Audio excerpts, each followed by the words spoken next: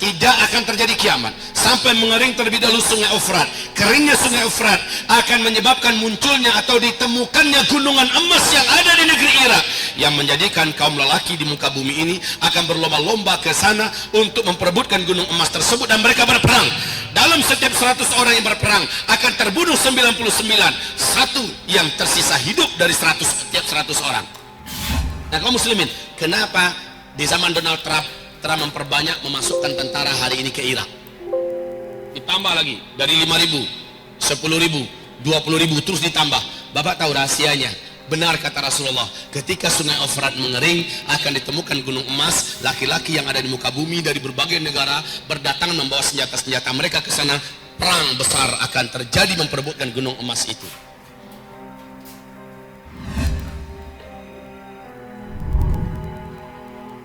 Kaum muslimin, di sini juga kita menyaksikan apa dikatakan oleh Rasulullah Sallallahu Alaihi Wasallam. Efrat mengering di negeri Irak.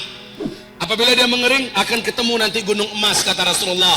Tidak akan terjadi kiamat sampai sungai Efrat mengering terlebih dahulu. Sejak 2014, bulan Maret 2014, apa yang dikatakan oleh NASA Amerika di New York Times pada tanggal 12 Februari 2013 jadi kenyataan bahwa sungai Efrat mengering di 2014. Sampai hari ini sungai Efrat sudah tidak lagi berair sedikit pun.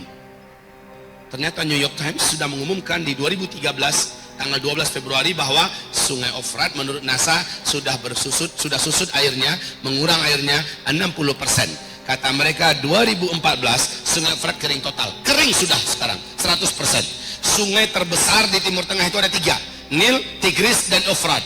Dan Efrat itu induknya atau sumber kepalanya adalah di Turki, lehernya di Syria, bodinya di Irak, ekornya di Iran. Sungai ini sekarang sudah tidak bisa lagi dinikmati oleh umat manusia di negeri Irak.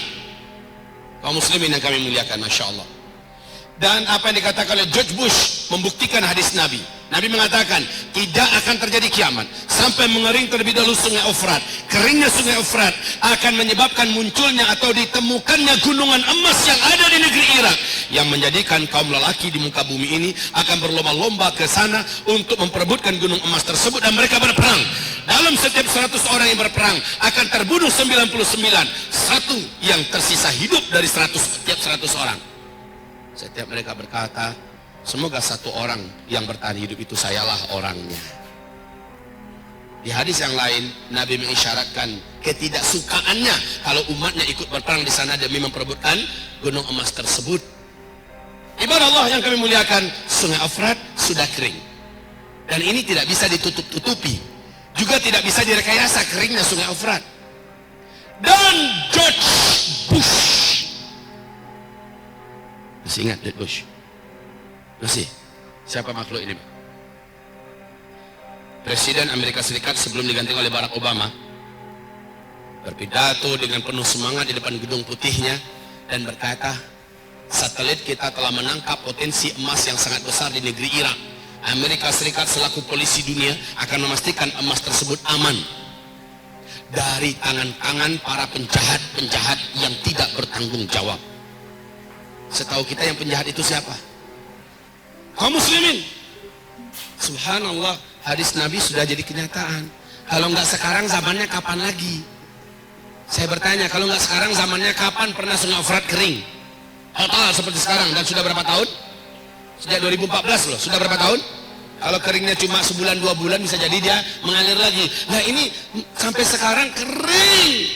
Dan ada yang unik. Kenapa bulan April 2014 135.000 pasukan darat Amerika Serikat yang berserakan di seluruh negara-negara Teluk tidak jadi ditarik oleh Barack Obama ke Amerika, padahal membiayai mereka sudah tidak sanggup lagi Amerika, tapi tetap dipertahankan di Timur Tengah. Kenapa setelah Donald Trump naik, kenapa Amerika hari ini dengan keadaan kondisi ekonomi yang sangat parah menambah budget militer dan budget perang mereka? Ya, dan ini menjadikan mereka negara yang terparah lilitan utangnya. Nah, kaum muslimin, kenapa di zaman Donald Trump memperbanyak memasukkan tentara hari ini ke Irak? Ditambah lagi dari 5.000, 10.000, 20.000 terus ditambah. Bapak tahu rahasianya? Benar kata Rasulullah, ketika sungai Efrat mengering akan ditemukan gunung emas. Laki-laki yang ada di muka bumi dari berbagai negara berdatang membawa senjata-senjata mereka ke sana. Perang besar akan terjadi memperebutkan gunung emas itu. Sedangkan Freeport kita saja, emas Freeport kita saja sudah akan menjadikan dua negara besar ini, Amerika dan Cina, siap saling pesta perang, dan itu di tanah air kita. Negeri kita jadi tempat perang. Nah itu hanya Freeport. Bagaimana dengan gunung emas yang ada di Irak? Seluruh dunia akan, dan nanti kamu akan terbelah menjadi dua belahan besar di akhir zaman, kata Nabi. Blok timur, blok barat. Kamu akan berdamai dengan blok barat. Diajak damai oleh mereka. Lalu kamu menyatukan kekuatan dengan blok barat. Kamu akan berperang memerangi musuh bersama di blok timur. Allah akan kalahkan mereka di tangan kamu, kata Rasulullah sallallahu alaihi wasallam. Lalu barat ketika itu berkata di Syria, di Damaskus, sambil mengibar-ibarkan benderanya, kemenangan ini adalah kemenangan kaum salib. Padahal mereka kolaborasi dengan dunia Islam, tapi mereka mengumumkan kemenangan adalah kemenangan salib. Maka terjadilah perang antara kalian dengan barat, dan Allah menangkan kalian. Perang itu dikenal oleh dunia barat dengan sebutan di kitab Taurat, di kitab Injil dengan perang Armageddon. Kalau dalam hadis disebut dengan Malhamah Al-Kubra, dan itu terjadinya nanti di Syam, tepatnya di Syria, Ghutah, A'maq dan Dabiq. Kaum muslimin yang kami muliakan, hari ini kita melihat arah dunia menuju ke situ. Arah dunia sekarang sedang menuju kepada perpecahan dan peperangan besar.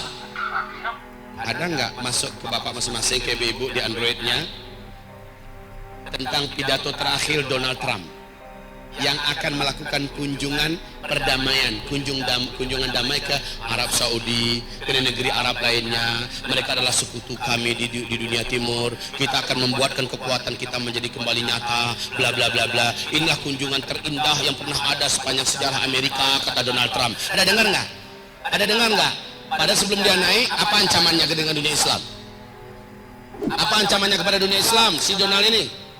Dan ancaman itu dia buktikan, Pak. Baru saja dia naik, sudah mulai dilakukan ini. Bahkan ada masjid di Amerika yang diratakan dengan tanah.